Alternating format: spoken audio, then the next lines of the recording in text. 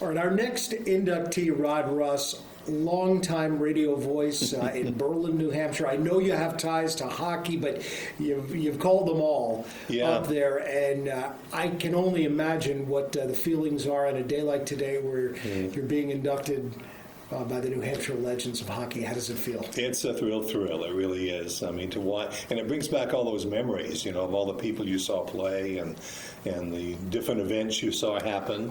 But you're right, I did everything, including ski jumping, by the way. In Berlin, you had to. I think when we get in the room today, there's a really nice flavor about Berlin. The Browns and the paper mill and Ducky, who's going into the Hall of Fame, and of course all of your ties to Berlin. How did Berlin become this wonderful hockey community? I grew up listening to Jock McKenzie. Sure. And then my dad after that, and it just like it was always there. When I was growing up, it was just hockey.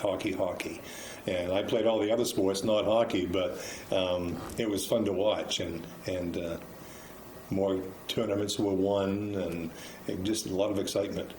You couldn't get near the Notre Dame Arena when they were playing hockey there. It was crazy. I've heard those wonderful stories. Yeah.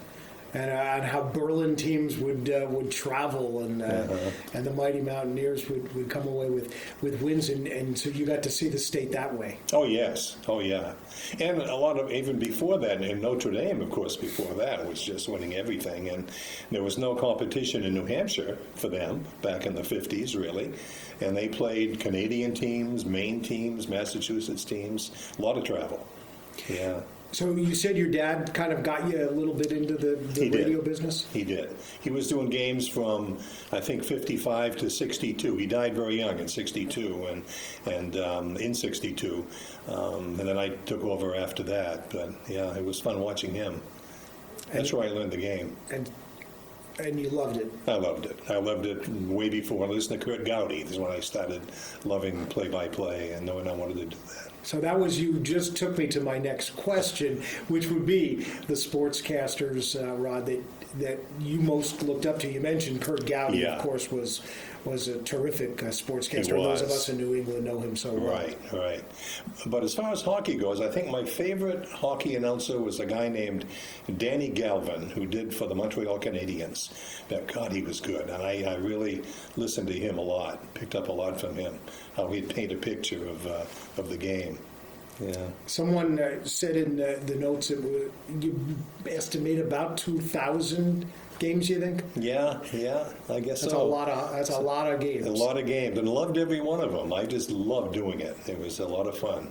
Are you still involved in the sports community at all? A little bit. Down in Florida where I live, we live in the Villages, and we have a Red Sox Nation Club that's the largest in the country. It has about 1,300 members. And we have a guest every month that comes in.